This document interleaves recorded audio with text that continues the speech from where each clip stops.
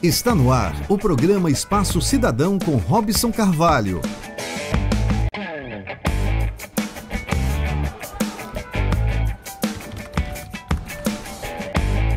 Está no ar o programa Espaço Cidadão com Robson Carvalho.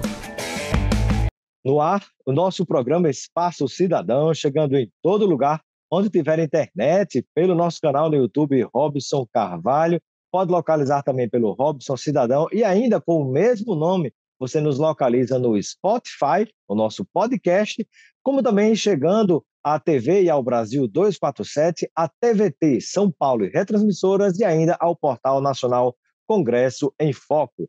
No programa de hoje, vamos conversar com o doutor Marco Bruno, que é juiz da Justiça Federal lá do Tribunal Regional Federal, o TRF5, que conosco vai falar sobre um tema muito importante que é inteligência artificial. Sobretudo, a inteligência artificial aplicada ao judiciário e ainda compartilhando as experiências e discussões que aconteceram recentemente num evento muito importante, evento mundial, na Coreia do Sul, compartilhando as experiências do Brasil, como também experiências essas compartilhadas com os Estados Unidos da América do Norte. Seja bem-vindo, doutor Marco Bruno, ao nosso Espaço Cidadão. Obrigado, Robson. Prazer imenso estar aqui com os telespectadores e telespectadoras e fica à discussão. Um prazer tê-lo conosco, doutor Marco Bruno. E eu peço que, inicialmente, o senhor compartilhe conosco, né, como é que tem sido a experiência de se utilizar, de se aplicar a inteligência artificial com todas as suas polêmicas, né, ao judiciário brasileiro. Foi até interessante participar desse evento na Coreia do Sul que você se referiu, porque eventos como esse, havia delegações de 52, se não me engano, sistemas judiciários, esse evento. E eventos como esse nos dão um termômetro sobre como a coisa está sendo conduzida mundo afora. E, de fato, acho que até a escolha, pela minha participação nesse painel, esse foi o painel da Unesco no evento, da área de liberdade de expressão da Unesco.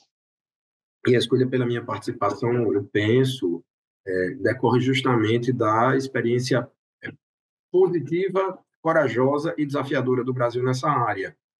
Tive lá o ensejo de explicar que nós temos mais de 100 projetos em desenvolvimento no Brasil, conforme o último relatório do Conselho Nacional de Justiça, temos mais de 60 ferramentas em produção em todo o judiciário brasileiro. E ali foi uma oportunidade de contar um pouco como é que essa experiência está ocorrendo e como tem impactado a produção judiciária brasileira, acho que podemos dizer assim. O que basicamente eu dizia é que, independentemente das polêmicas que existem e que merecem ser enfrentadas, o fato é que existem algumas características do sistema judiciário brasileiro que, de certo modo, eu não diria nem estimulam, nos impõem a adoção de ferramentas tecnológicas que possam acelerar a produção do sistema judiciário, do poder judiciário, porque aqui nós temos uma característica decorre da forma como se comporta o nosso próprio sistema jurídico. O nosso sistema jurídico estimula a judicialização. Então, poucos sistemas jurídicos no mundo, os dados mostram que só a Índia teria uma quantidade de processo maior do que o Brasil. Mesmo assim, em caráter proporcional, o Brasil se destaca mundo afora pela quantidade de processos. Então, na verdade, quando se fala do custo da justiça brasileira, normalmente se leva em consideração sua relação com o PIB, mas se verificarmos a relação com o número de processos, o sistema judiciário brasileiro não é caro. Esse é um desafio que nos é imposto, né, de fazer com que esses processos tramitem com a celeridade desejada, que nem sempre é alcançada, a despeito da enorme produtividade, mas, como nós temos esse desafio, o uso da inteligência artificial tem sido uma alternativa para que possamos fazer com que o sistema judiciário brasileiro sobreviva produzindo. Perfeito. Doutor Marco Bruno, e aí nós vamos entrar exatamente no detalhamento do que você está compartilhando com quem nos ouve e nos assiste nesse momento, que é sobre as formas, né, de utilização, os tipos de ferramentas que são utilizadas em relação à inteligência artificial aplicada ao judiciário. Há algumas polêmicas que falam sobre a questão de poder haver algum tipo de discriminação, sobretudo em relação às populações menos favorecidas, do cometimento de algum erro, de alguma injustiça ao se aplicar algumas ferramentas. Mas eu queria saber, por exemplo, quais são essas 6 ferramentas que você falou que geralmente são mais utilizadas pelo judiciário, especificamente, por exemplo, na Justiça Federal.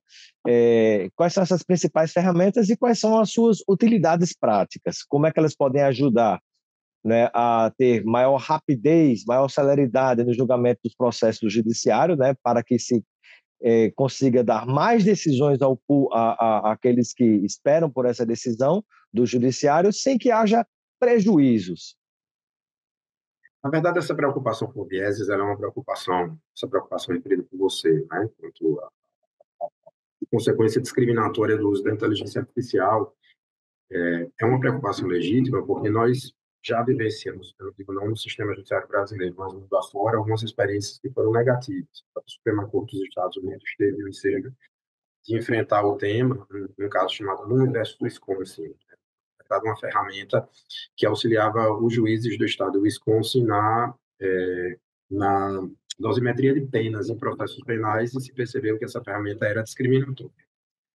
A grande questão é que o Brasil não se utiliza de ferramentas, pelo menos até hoje, não se utiliza de ferramentas que substituam a atividade do juiz, ou seja, o Brasil, acho que foi grande esclarecimento que eu pude dar lá na Coreia do Sul.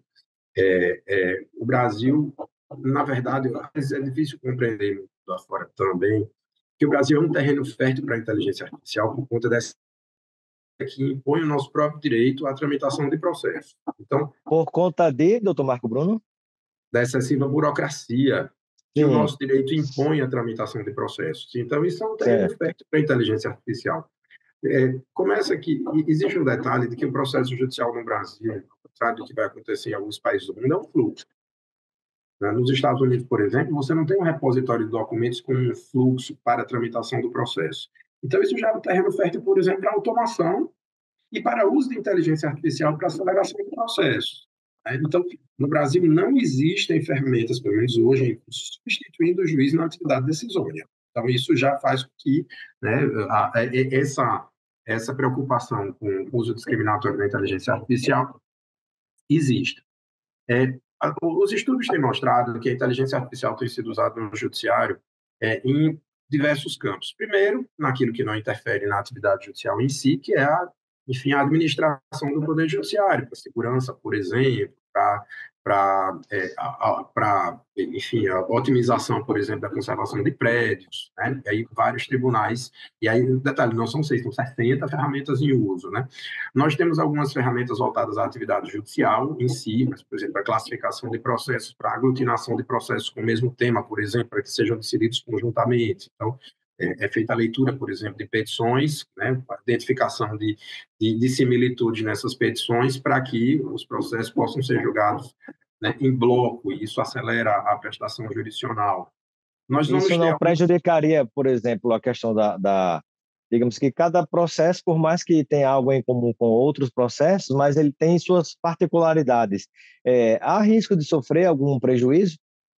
Depende do uso que você faz da ferramenta, porque a ferramenta, na verdade, aglutina os processos, depois você confere, não é? Então, um mau uso da ferramenta é que vai fazer que, enfim, eventualmente haja algum Ela prejuízo. ajuda a classificar, mas os processos precisam ser lidos. Precisam ser lidos, eles precisam ser lidos. Aí, por que eu digo que é um terreno fértil? Quando você chega, por exemplo, no sistema judiciário do Canadá, no escaninho de um juiz ou de uma juíza, vai ter 4, 5 processos em tramitação.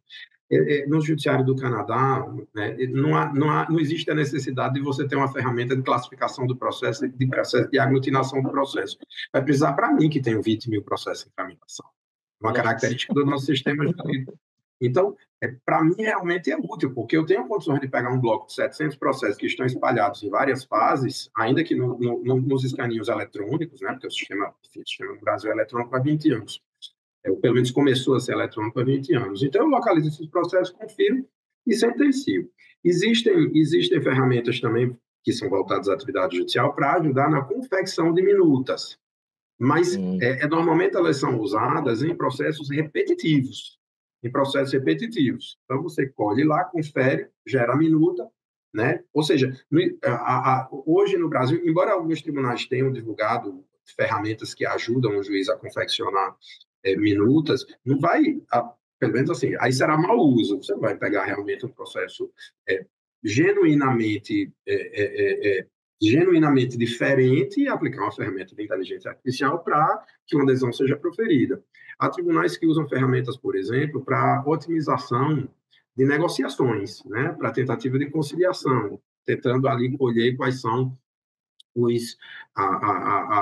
as questões que aproximam as partes no momento em que negociam, né? Portanto, facilitando a negociação ou mesmo, né, estimulando que as partes autonomamente possam negociar. Como também hoje há ferramentas voltadas à prevenção de litígios e à detecção de um fenômeno que foi recentemente descoberto no Brasil, que é a litigância predatória. Ou seja, que é o uso abusivo do poder judiciário por atores que, enfim, mal intencionados, que ajuizam um quantitativo exorbitante de ações ao mesmo tempo, inviabilizando comarcas e varas país afora, e que ajuizam ações com o objetivo de dificultar o exercício da defesa pela parte contrária, porque são ações idênticas. Então, você imagina... E muitas vezes para ganhar tempo, né, também para o cliente que está numa situação complicada, né, aí tenta, né, utilizando-se desses recursos, né? Exato. Aí, assim, o fenômeno é multifacetado, mas o que é muito comum, por exemplo, você advoga para determinada empresa e recebe 3.000 ações no mesmo dia. Como é que você se defende delas? Não é? Porque, aí vejam, se aqui estamos falando da necessidade de aquela prestação jurisdicional personalizada, que a inteligência artificial pode inviabilizar, né? Esse é um instrumento sem inteligência artificial de inviabilizar o exercício personalizado da defesa. Perfeito. Agora, por exemplo, nós sabemos que há o que se chama súmulas vinculantes, por exemplo, há decisões tomadas pelo Supremo Tribunal Federal que devem ser seguidas por juízes de qualquer comarca no Brasil inteiro. De alguma maneira, o uso da inteligência artificial pode facilitar e dar mais rapidez, celeridade digamos aqui, processos que estejam parados aí nas comarcas do Brasil inteiro, sejam rastreados e sejam conectados, né, a essas linhas do que foi decidido pela Suprema Corte do Brasil, para que se tenha, digamos assim, para que se dê vazão a uma grande quantidade de decisões sem prejuízo?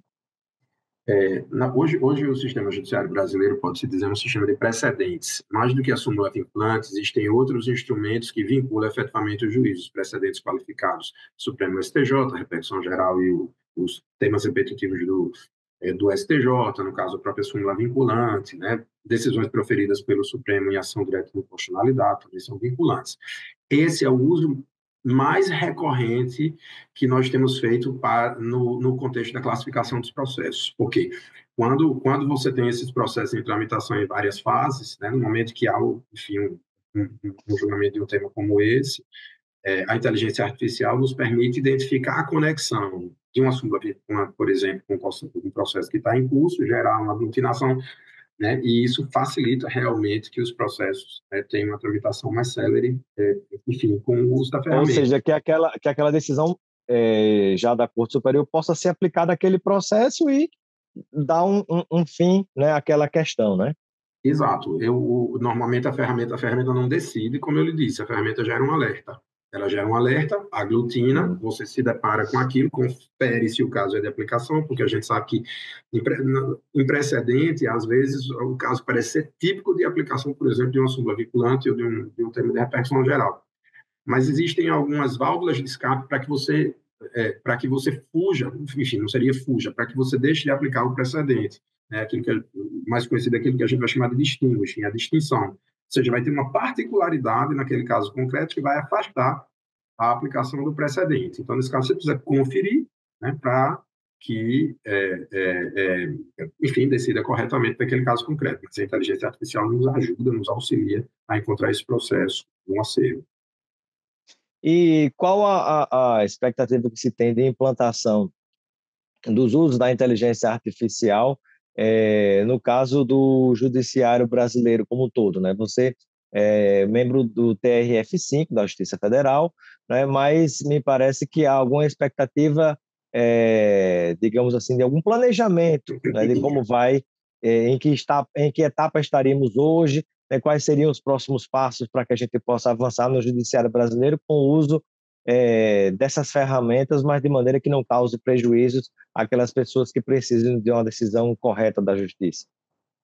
O judiciário brasileiro já há alguns anos regulamentou o uso de inteligência artificial. Circunstância, existe um princípio na nossa Constituição, chamado princípio da autonomia dos tribunais. Significa dizer que o tribunal tem, enfim, autonomia de gestão ampla, no caso orçamentária, enfim, na administração da sua estrutura. É por isso que nós temos tantas ferramentas, porque vários tribunais, né, por iniciativa própria, começaram a desenvolver suas próprias ferramentas, levando em consideração aquilo que mais está apertando o sapato. Nós temos hoje ferramentas em todos os ramos da justiça, isso diz o relatório do Conselho Nacional de Justiça. Então, a Justiça Eleitoral tem ferramentas para aquilo que lhe é mais, enfim, necessário, a Justiça do Trabalho, a Justiça Estadual, né, como também a Justiça Federal. A primeira resolução do CNJ a respeito preocupou-se mais, né, a análise mostra isso justamente com o desenvolvimento das ferramentas voltadas à preservação da justiça e da equidade, ou seja, evitando justamente esse tema da discriminação. Agora, Perfeito. o avanço do uso da inteligência artificial, que o relatório do Conselho Nacional de Justiça vai dizer que quase 70% dos tribunais brasileiros usam inteligência artificial. Agora, com o avanço, né, surgiu a discussão quanto ao risco já de manipulação de dados em determinadas bases. Então, o ambiente de governança agora é voltado ao estabelecimento de regras que preservem, para além, claro, daquilo que já foi conquistado na resolução anterior, né, que preserve a intimidade e a privacidade das pessoas, a soberania nacional, porque a gente precisa saber para onde esses dados estão indo. Os dados do Poder Judiciário brasileiro são extremamente estratégicos. Você deve, né, enfim, não é difícil compreender, né? Porque se nós, inclusive, observarmos o que acontece claro que é uma outra realidade, mas não deixam de ser empresas privadas estrangeiras, né? Como, por exemplo, as plataformas de redes e mídias digitais que captam os dados de usuários, né? Captam dados que estão nas nuvens, por exemplo, do Google e tanta coisa que vai se digitalizando pelo Brasil adentro, né? Tanto no âmbito privado quanto no âmbito público.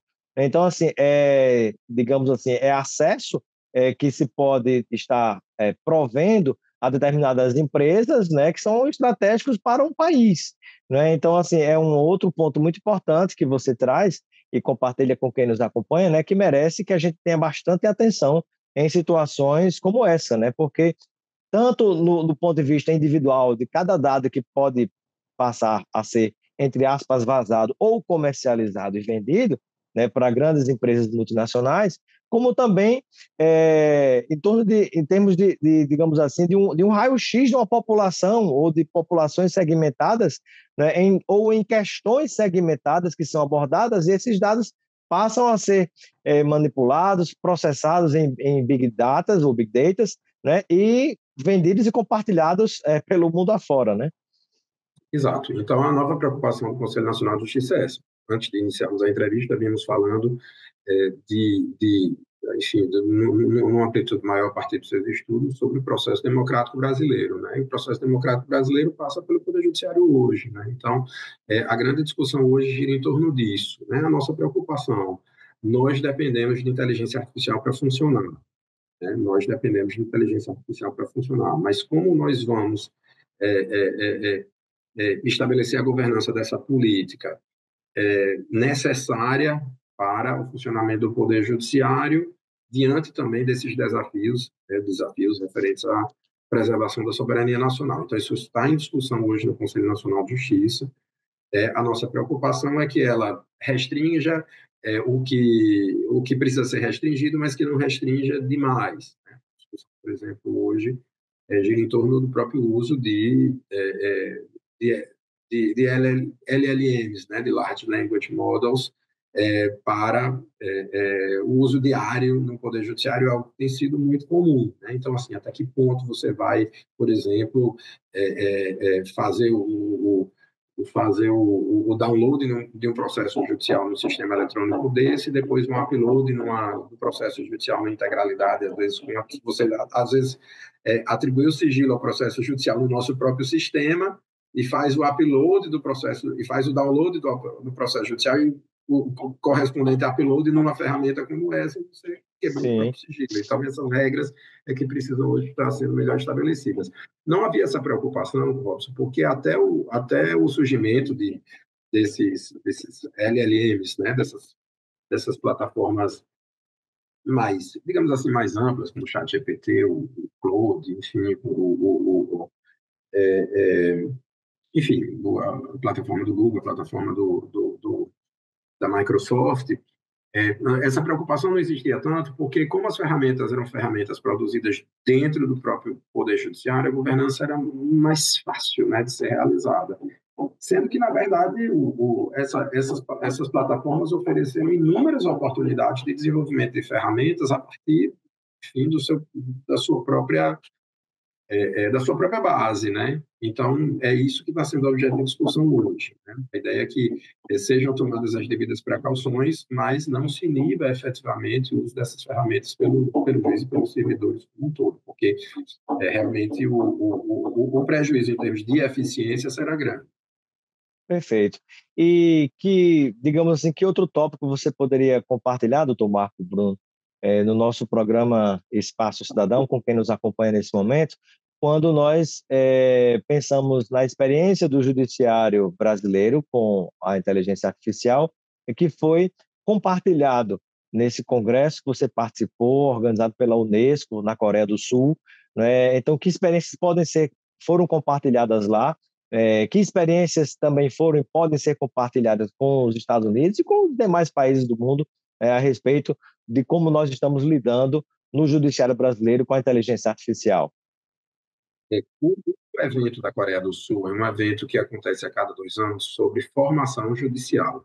Então, é um evento voltado, enfim, no Brasil nós terminamos chamando isso de escolas da magistratura, né? Então, o que se percebeu mais recentemente no mundo, isso é meio que um consenso internacional, que a formação jurídica que nós normalmente obtemos na academia é insuficiente para o juiz exercer a sua função, né? Um pouco diferente, né? Que a gente vai precisar de uma formação específica que envolve outras competências que não são apenas aquelas competências, sobretudo as teóricas, né? Que normalmente colhemos nas universidades. Então, o tema do painel era justamente a formação de juízes para lidar com a inteligência artificial no uso da sua atividade.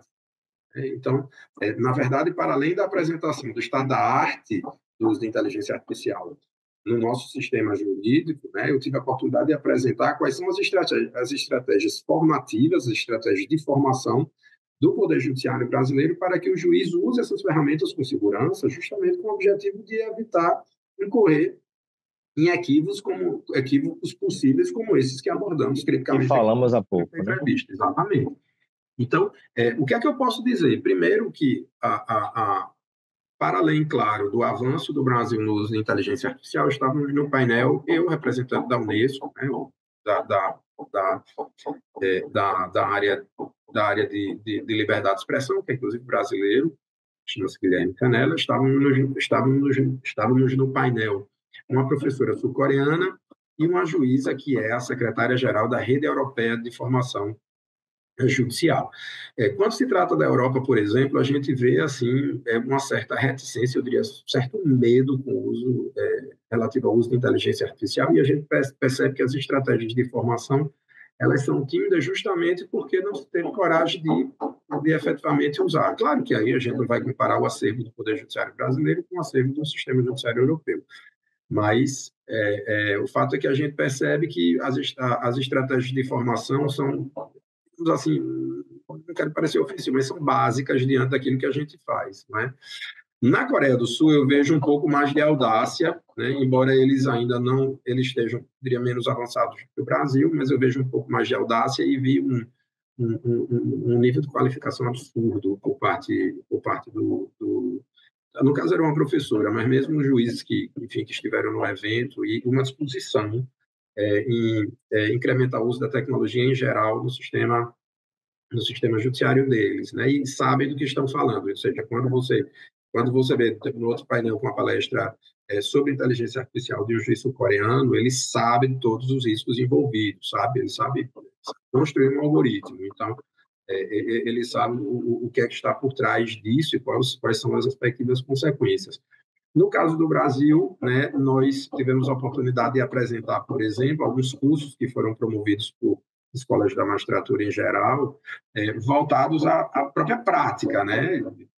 Assim, construção de um texto que pode ser usado no processo judicial a partir das ferramentas disponíveis. Então, cursos de engenharia de prompts que nós temos aqui no Brasil. Nós tivemos a nossa Escola Nacional, por exemplo, sob minha coordenação há 2 anos, ensinando ciência de dados aos juízes e a alguns servidores da área fim do Poder Judiciário.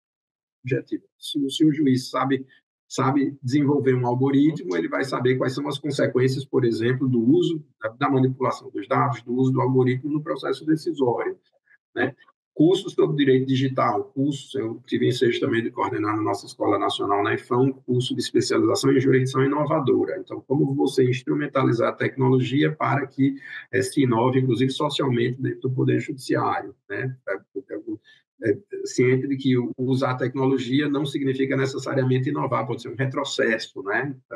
A ideia do uso da tecnologia, enfim, numa área como a nossa, que é uma área tão humana, com foco especificamente no cidadão. Então, a partir daquilo que a gente desenvolveu como princípio maior da inovação judicial, que seria o princípio da centralidade no jurisdicionado, que é como nós chamamos o cidadão, né? Então, assim, a gente teve a oportunidade de contar um pouco da história do Poder Judiciário, no que se refere não apenas à inteligência artificial, mas em como nós estamos preparando nossos juízes e nossos servidores para que usem a inteligência artificial de forma segura.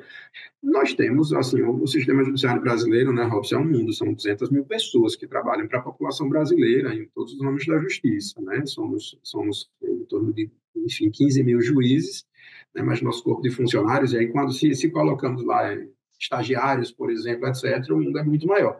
Então, não vou dizer que está todo mundo preparado, mas existe uma política muito densa também de formação para que esse uso de inteligência artificial seja feito de forma responsável. Perfeito. E caminhando para finalizar, doutor Marco Bruno, juiz federal do TRF5 no nosso Brasil, eu gostaria que você pudesse me responder objetivamente 2 perguntas, né, para a gente finalizar. Primeiro, se procede essa história de que, por exemplo, o uso da inteligência artificial pode acabar com a profissão de advogados, né, ou tomar os empregos dos advogados. E, por fim, se há algo que te preocupa, né, que está em discussão no quesito inteligência artificial no Congresso Nacional, né, que está passando por processos de votação nesses dias. Quanto ao fim dos advogados, eu quero crer que não. Eu fiz recentemente um segundo curso em São Paulo em uso de tecnologias avançadas no direito, já com o pessoal do Vale do Silício, etc. Eles dizem, fala-se que haverá uma superinteligência artificial em 2030, né, ali com a capacidade de produzir ciência muito maior do que nós podemos. O que me chama a atenção, e algo que é muito importante para a justiça, é o uso da criatividade. Algo que não vai estar ali, né, não vai estar ali nos dados para que seja amplificado. Ou seja, a despeito de uma capacidade cognitiva absurda, né, a criatividade é um dado interessante. O que precisa, na verdade, tanto o juiz quanto o advogado, né, é saber que o que será feito de agregação de valor não é mais o que fazíamos no passado, que é o conhecimento teórico, que você agrega em termos de pesquisa, etc.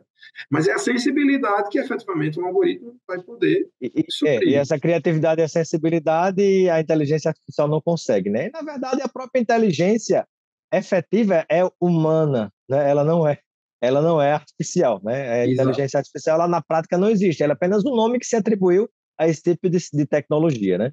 Exato. O que é absurdo lá é a capacidade de processamento da própria inteligência humana que se agregou ali, né, a ferramenta a partir dos dados que lhe foram disponibilizados, né? Então, eu fico imaginando assim uma coisa nova, assim, um novo sentimento que surgiu a partir de algo que apareceu na história da humanidade. A inteligência artificial não vai poder suprir. Então, isso vai depender muito da nossa capacidade de mostrar, né, que a evolução da própria humanidade, claro, depende do ser humano, né? E depende desse plexo de sentimentos, de características que só nós podemos prover, né, para que o pensamento possa evoluir. Então, penso que não. Né? Quanto a algum projeto em tramitação, não me vem aqui tem, enfim, eu penso que já, para ficarmos nesse tema, eu penso que já era o momento de termos um marco de inteligência artificial no Brasil, né? E as discussões surgem, mas há uma dificuldade enorme de se entrar em consenso no Congresso Nacional, não temos, a Europa conseguiu aprovar recentemente, né? É algo que precisa efetivamente aparecer, né? Para além, né, daquilo que também foi sedimentado na Europa, que é o desenvolvimento aí, algo mais de maior envergadura para o próprio direito, é o desenvolvimento da ideia da cidadania digital, né? Porque um sem número de, estruturas normativas vão surgir, né? E girar em torno desse conceito que precisa estar melhor posto, porque hoje nós trabalhamos o que seria esse conceito a partir de instrumentos que são oriundos do direito romano, né? E que tem premissas completamente diferentes daquelas que devem ser levadas em consideração quando pensamos na vida digital que todos nós desenvolvemos, por exemplo. Às vezes o pessoal acha engraçado, mas a gente está tratando hoje de estupros, por exemplo, que são praticados em ambientes digitais, como o metaverso, por exemplo. Né? E, às vezes, quando a gente conversa com um jurista, o jurista começa a rir porque acha que ninguém pode sofrer uma violência sexual no metaverso ou em algum outro lugar. Você responde, é porque você não vive esse mundo digital, porque senão você, né, sentiria ali, efetivamente, o peso do que seria, né, uma violação extrema à intimidade Perfeito. como essa. Muito bem. Quero agradecer a participação do Dr. Marco Bruno, juiz federal do TRF5, no nosso Espaço Cidadão. Seja sempre bem-vindo. Eu que agradeço, fico sempre à disposição. Eu cumprimento mais uma vez os telespectadores e telespectadoras. Obrigado.